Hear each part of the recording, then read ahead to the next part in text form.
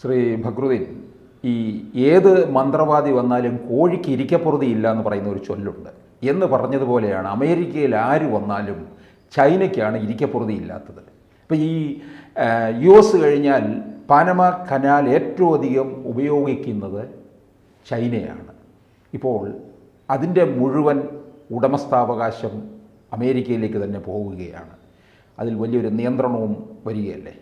അല്ല, പോകുക എന്ന് പറയാൻ പറ്റിയിട്ടില്ല. അത് ഇൻ്റർനാഷണൽ കോൺഫ്ലിക്റ്റിലേക്ക് പോകാനാണ് സാധ്യത. മുമ്പ് ഉണ്ടായിട്ടുണ്ട്, നിങ്ങൾക്ക് ഓർമ്മ ഉണ്ടാവും. നിങ്ങൾ കോളേജിൽ പഠിക്കാൻ പനാമ വലിയ അങ്ങനെ ഞാനൊക്കെ ഒന്ന് കുട്ടിയാണ് സ്കൂളിൽ പഠിക്കണം. നമ്മുടെ ന്യൂസിലൊക്കെ പനാമ വലിയ സംഭവമായിരുന്നു. ഒരു കോഴിക്കോട് ഒരു CPM നേതാണ്ട് ബാലം വൈദ്യർ MLA ഒക്കെ ആയിരുന്നു. ബാലം വൈദ്യരുടെ മോനെ മറ്റൊരു സോപ്പ് കമ്പനി തുടങ്ങി. അത് ഞാൻ കൊച്ചാണ്. ഒരു വെള്ള കളറുള്ള അലക്ക് സോപ്പ് ഉണ്ടായിരുന്നു. അപ്പോൾ അതിൻ്റെ പേര് പനാമ എന്നായിരുന്നു. അപ്പോൾ എനിക്ക് എന്താ ഈ പനാമ ഏത് ഭാഷ എന്ന് പോലെ നമ്മൾ കുട്ടിയല്ലേ, നമുക്ക് മനസ്സിലാവുന്നില്ല. ഞാൻ വിചാരിച്ച് മലയാളം എന്ന് വിചാരിച്ചു. പനാമ എന്നായിരുന്നു. അത് ആ ഒരു കുറച്ച് കാലം അത് നമ്പർ 1 സോപ്പ് അലക്ക് സോപ്പായിരുന്നു, വെളുത്ത കളറിൽ ഭാഗമായിട്ടുള്ളത്. പിന്നെ അതിൻ്റെ സമയത്ത് 501 വന്നു. അതൊക്കെ നിങ്ങൾക്ക് ഓർമ്മ? അതെ അതെ, ഓർമ്മയുണ്ട്. 501. പക്ഷേ അതിൽ നല്ല പെർഫോമൻസ് ആയിരുന്നു. പക്ഷേ അതൊരു ബ്രൗൺ കളറുള്ള ബ്രൗണി പോലെയുള്ളൊരു സോപ്പ്, വാഷിംഗ് സോപ്പ്. പിന്നെ അത് വന്നു. അപ്പോൾ അന്ന് ന്യൂസുകളെല്ലാം ഇവിടെ പനാമ ഉണ്ടായിരുന്നു. കാരണം പനാമ കനാൽ അവിടെ നാട്ടിൽ പനാമ ഏറ്റെടുക്കണമെന്ന് പറഞ്ഞുകൊണ്ട് വലിയ സമരം ഉണ്ടായി. അന്ന് സോവിയറ്റ് റഷ്യക്കുള്ള കാലഘട്ടമല്ലേ. അപ്പോൾ അതുകൊണ്ട് അപ്പുറത്ത് സോവിയറ്റ് റഷ്യ പനാമനെ ഇൻഡയറക്റ്റ്ലി സഹായിക്കുകയും അമേരിക്ക അത് നിലനിർത്താൻ ശ്രമിക്കുകയൊക്കെ ചെയ്ത് വലിയ കോൺഫ്ലിക്റ്റ് നടന്നൊരു സ്ഥലമാണ് പനാമ. അതിനുശേഷം ഇപ്പോൾ ഏതാണ് 10-40 വർഷമായി. 40 വർഷം കഴിഞ്ഞപ്പോൾ പനാമ വീണ്ടും ന്യൂസിൽ വരികയാണ്. അതിൽ ട്രംപിൻ്റെ ഒരു ഉദ്ദേശം എന്ന് വെച്ചാൽ ട്രംപ് ഇതെത്തും നടക്കുമെന്നൊന്നും പറയാൻ പറ്റില്ല. ട്രംപ് ഇങ്ങനെ പല ഭ്രാന്തമായ കാര്യങ്ങൾ പറയുന്നുണ്ട്. നമുക്ക് കാനഡ നമ്മളെ ഭാഗമാണ്, അതുപോലെ തന്നെ ഗ്രീൻലാൻഡ് നമ്മുടെ ഭാഗമാണ് എന്നൊക്കെ പറയുന്നുണ്ട്. ഇതൊന്നും അത്ര പോസിബിൾ അല്ല, ഇത്ര എളുപ്പമൊന്നുമല്ല. കാനഡ എന്ന് പറഞ്ഞാൽ വലിയൊരു രാജ്യമാണ്, വലിയൊരു വിശാലമായ രാജ്യം, പോപ്പുലേഷൻ കുറവാണ്. ആ പോപ്പുലേഷനിൽ തന്നെ ബ്രിട്ടീഷുകാർ ഏതാണ്ട് അത്ര തന്നെ ചില മേഖലകളിൽ ഫ്രഞ്ചുകാരുണ്ട്. അവരെ കാനഡേൻ്റെ ഉള്ളിൽ തന്നെ സാധനം വേണമെന്ന് പറയുന്ന ആളുകളാണ്. ക്യൂബക്ക് അങ്ങനെയുള്ള സ്ഥലങ്ങളിലാണ്. അപ്പോൾ അതെല്ലാം തന്നെ ഈ ഒരു അഗ്രസീവ് പോളിസി ആയിട്ട് ഇങ്ങനെ പോവുകയാണെങ്കിൽ നാറ്റോനെ അന്ന് നെഗറ്റീവായിട്ട് മതി. അപ്പോൾ ഫ്രഞ്ച് വംശജരാണ് കൂടുതൽ. ഫ്രാൻസിന് കൈകെട്ടി നോക്കിക്കാൻ പറ്റും. മാത്രമല്ല അമേരിക്ക ആ രീതിയിൽ അവിടെ കൺസോളിഡേറ്റ് ചെയ്യാൻ ചെയ്യുമ്പോൾ അവിടെ തന്നെ ആളുകൾക്ക് ഒരു ഇൻഡിപെൻഡൻറ്റ് രാജ്യമായി നിൽക്കുമ്പോഴൊരു സുഖമുണ്ട്. അത് നിങ്ങൾക്ക് അറിഞ്ഞൂടായിട്ട് അത് വേറെ രാജ്യത്തിൻ്റെ ഭാഗമാകുമ്പോൾ സുഖം കിട്ടും. അതുകൊണ്ടല്ലേ ചെറിയ കഷ്ടപ്പെടുന്ന രാജ്യങ്ങൾ പോലും ഇൻഡിപെൻഡൻ്റ് ആയി നിൽക്കാൻ നോക്കുന്നത്. വേറെ രാജ്യത്തിൻ്റെ ഭാഗമായി നിന്ന് കഴിഞ്ഞാൽ നിങ്ങളെ പോയി 2ാം കിടക്കാരാണ്. അതിപ്പോൾ നമ്മളെ കന്യാകുമാരിക്കാർ തമിഴ്നാട്ടിൽ അനുഭവിക്കുന്നുണ്ട്. അവർ അന്നത്തെ ഒരു പൊളിറ്റിക്സിൻ്റെ ഭാഗമായിട്ടാണ് പല കാരണങ്ങളുണ്ട്, ഞാൻ പറയുന്നില്ല. കന്യാകുമാരി ഇല്ല ഇവിടെ നിന്നിരുന്നെങ്കിൽ കോൺഗ്രസ് ഇവിടെ കുറച്ചുകൂടി സ്റ്റേബിളാകുകയായിരുന്നു. കോൺഗ്രസിന് സ്വാധീനമുള്ളൊരു മേഖലയാണ് അവിടെ കന്യാകുമാരി ജില്ല എന്ന് പറയുന്നത്, പ്രദേശം. അപ്പോൾ പലരും അത് പോയിക്കോട്ടെ എന്ന് വിചാരിച്ചതാണ്. പല കാരണങ്ങളുണ്ട്, പൊളിറ്റിക്കലായിട്ടുള്ള അങ്ങനെ പല കാരണങ്ങളുണ്ട്. പിന്നെ നാടാ പൊളിറ്റിക്സ്, ഒരുപാട് ഘടകങ്ങളുണ്ട്. നായർ നാട ഫൈറ്റ്, നല്ലൊരു കേരളത്തിൽ നിന്ന് നായന്മാരുടെ അടിമയായി ഇപ്പോൾ അവിടെ തമിഴന്മാരുടെ അടിമയായിരിക്കുകയാണ്. അത് നായന്മാരെ അടിമയൊന്നാക്കിയിട്ടില്ലല്ലോ ഇവിടെ കേരളത്തിൽ. അങ്ങനെ നല്ല പ്രശ്നമുണ്ട്. അവിടെ അതല്ല, അവിടെ തമിഴന്മാർ അവിടെ സ്കൂളുകളിൽ പോലും മലയാളം പഠിപ്പിക്കുന്നില്ല നേട്ടത്, തമിഴ് അടിച്ചേൽപ്പിച്ചുകൊണ്ടിരിക്കുക. അപ്പം പനാമ കനാൽ ഉണ്ടാക്കിയത് ഫ്രഞ്ചുകാരാണല്ലോ ആ പ്രൊജക്റ്റ് കൊണ്ടുവരുന്നത്. സൂയസ് കനാൽ പോലെ തന്നെ ഈ ഫ്രഞ്ചുകാരാണ് വലിയ വലിയ പ്രൊജക്റ്റുകളുണ്ട്, സൂയസ് കനാൽ, പനാമ കനാൽ. പക്ഷെ അവർക്കത് കംപ്ലീറ്റ് ചെയ്യാൻ പറ്റില്ല. പിന്നെ അമേരിക്കയാണ്, അത് എൻജിനീയറിങ് വണ്ടറാണത്. അത് അമേരിക്കയാണ് അത് കംപ്ലീറ്റ് ചെയ്തത്. അമേരിക്കയാണ് വളരെ കാലം അത് ഓടിച്ചുകൊണ്ടിരുന്നത്. പക്ഷേ അത് പനാമയിലൂടെ കടന്നു പോകുന്നു. സ്വാഭാവിക പനാമയിൽ ലീസിനെടുത്ത ലാൻഡാണ്. അപ്പോൾ ആ കാലാവധി കഴിഞ്ഞപ്പോൾ പനാമയ്ക്ക് തിരിച്ചു കൊടുക്കുക. അത് പിന്നെ ഒരു അന്താരാഷ്ട്ര നിയമങ്ങളുടെ ഒരു അന്താരാഷ്ട്ര മര്യാദകളെ പാലിക്കലാണ്. അത് തിരിച്ചു പിടിക്കുക എന്ന് പറയുന്നത് ഇപ്പം സത്യത്തിൽ ആ പറയുന്നതിൽ വലിയ കാര്യമൊന്നുമില്ല. പനാമ കനാൽ വഴി പോകുന്ന കപ്പലുകളിൽ 60% അമേരിക്കയിലേക്ക് പോകുന്ന കപ്പലുകളാണ്. അമേരിക്കയിൽ ബിസിനസ് നടത്തുന്ന കപ്പലുകളാണ്. വേൾഡ് ഇക്കോണമിയുടെ ഒരു പ്രധാനപ്പെട്ട ഭാഗം അമേരിക്കയാണ് കൈകാര്യം ചെയ്യുന്നത്.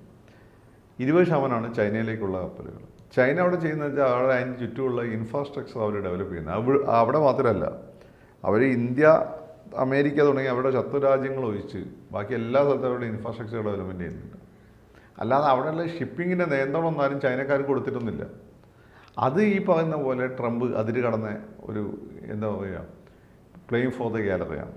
പിന്നെ പനാമ ഒരു ചെറിയ രാജ്യമാണ്, അവർക്ക് ഇതിനെ റെസിസ്റ്റ് ചെയ്യാൻ പറ്റില്ല എന്നൊക്കെ പറയുമ്പോൾ ഇതുണ്ടാക്കാൻ സാധ്യതയുള്ള ഇന്ത്യയുടെ അൺട്രസ്റ്റ് ഉണ്ട്.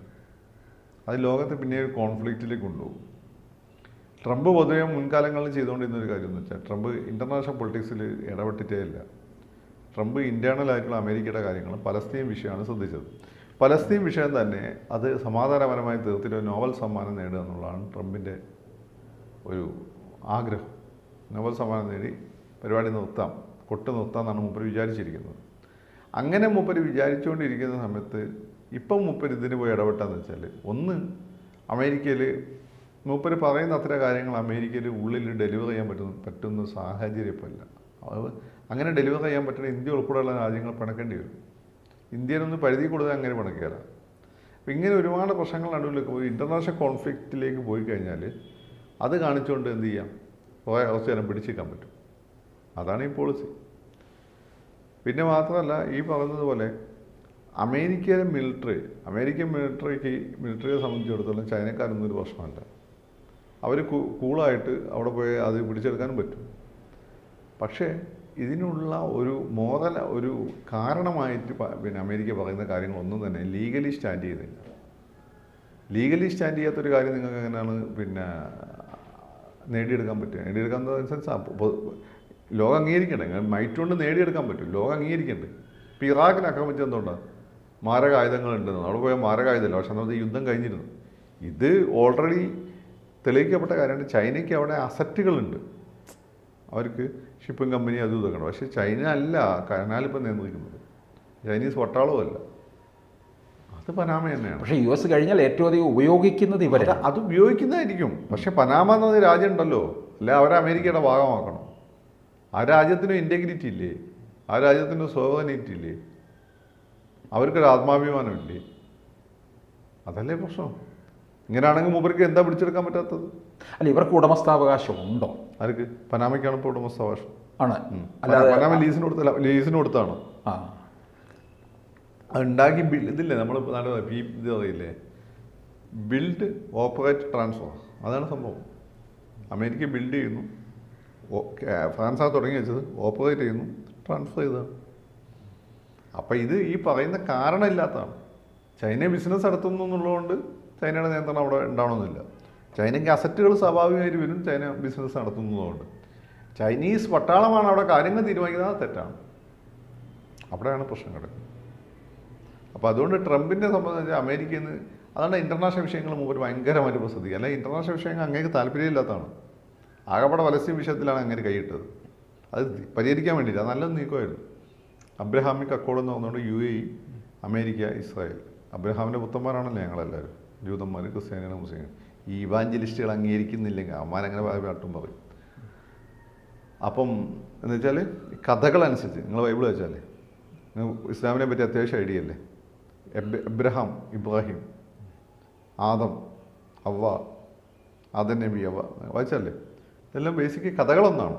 അതിനിടയ്ക്ക് ലിങ്ക് ഉണ്ട്. പിന്നെ ഇവർ അറിയും വേറെ കോമഡി എന്ന് വെച്ചാൽ മുഹമ്മദ് നബി ഇത് കോപ്പി അടിച്ചു വന്നു. അങ്ങനെയാണ് ഇവർ ഗിൽഗിമേഷിൻ്റെ ഇതിഹാസം ഉൾപ്പെടെയുള്ള ബാബിലോണിയൻ ഇതിഹാസങ്ങളിൽ നിന്നും ബാബിലോണിയൻ കഥകളിൽ നിന്നും കോപ്പി അടിച്ചാണ് ഏതൻ എന്നുള്ള സങ്കല്പം, ഇവരുടെ ഉൽപ്പത്തി പുസ്തകം ഉൾപ്പെടെയുള്ള സാധനങ്ങൾ. അത് കോപ്പി അടിക്കും. ലോകത്ത് അങ്ങോട്ടും ഇങ്ങോട്ടും സാഹിത്യം സഞ്ചരിച്ചുകൊണ്ട്, ഈ മണ്ടന്മാർക്ക് ഇത് വല്ലതും അറിയോ? സാഹിത്യം അങ്ങോട്ടും ഇങ്ങോട്ടും സഞ്ചരിച്ചുകൊണ്ടിരിക്കും. അങ്ങനെയാണ്. അപ്പോൾ ഈ നമ്മളൊക്കെ പൂർവിക എന്ന് പറയുന്ന എബ്രഹാം അങ്ങനെ ഈ ഊർന്ന് പറഞ്ഞ ബാബിലോണിയിൽ നിന്ന് വന്ന, അപ്പോൾ അങ്ങനെയുടെ അച്ഛൻ അവിടുത്തെ ഒരു പ്രമുഖനായിരുന്നു. അപ്പോൾ അവിടെയുള്ള കഥകളും ഒക്കെ തന്നെ അദ്ദേഹത്തെ സ്വാധീനിച്ചിട്ടുണ്ട്. അതാണ് ബൈബിളിൻ്റെ ഉൽപ്പത്തി പുസ്തകവും ഏതൻ എന്നുള്ള സ്വപ്നവും പർദീസ നഷ്ടമൊക്കെ ആയിട്ട് വരുന്നത്. ഇതൊക്കെ ഉള്ള ഗിൽഗിമേഷിൻ്റെ പുസ്തകത്തിലാണ്. ഗിൽഗിമേഷിൻ്റെ ഇതിഹാസമൊക്കെ വായിച്ചല്ലേ? പിന്നെ അതുപോലെ തന്നെ അവിടെയുള്ള പിന്നെ ഒരുപാട് കഥകളുണ്ട്, അതിൽ നിന്ന് എടുത്താണ്. അപ്പോൾ അവർ അത് അവിടെ നിന്ന് എടുത്തു, അത് ഫർദർ ഡെവലപ്പ് ചെയ്തിട്ടാണ് ബൈബിൾ വരുന്നത്. ബൈബിളിൽ നിന്ന് ഒരുപാട് കാര്യങ്ങൾ പിന്നെ ഖുർആനിൽ വരുന്നു. മനസ്സിലായി? എല്ലാം അതേപോലെ എടുത്തു വെച്ചല്ല, ഈ കഥകളൊക്കെ ഉൽപ്പത്തിയൊക്കെ ആയിട്ട് ബന്ധപ്പെട്ട്. നമ്മൾ ഈ ഹിന്ദു മതത്തിൽ എടുത്തു നോക്കും, ബുദ്ധമതത്തിനും ജൈനമതത്തിനും നമ്മൾ ഹിന്ദു മതത്തിനും ഒരുപാട്, രാമൻ ബുദ്ധമതത്തിലുണ്ട്, ജൈനമതത്തിലുണ്ട്, ജാതകഥകളിലുണ്ട്, പരസ്പരം ബന്ധപ്പെട്ട് എടുക്കുകയാണ്. ഇതൊന്നും മനസ്സിലാക്കാതെയാണ് എന്തോ വലിയ പ്യൂരിറ്റാനിക് സാധനവും പറഞ്ഞുകൊണ്ട് വരുന്നത്. ഈ ട്രംപിൻ്റെ ഇടപെടൽ ഉണ്ടാകുമ്പോഴേ ഈ ചൈനയുമായിട്ടൊരു വലിയൊരു കോൺഫ്ലിക്റ്റിന് സാധ്യതയുണ്ടോ ഇക്കാര്യത്തിനകത്ത്?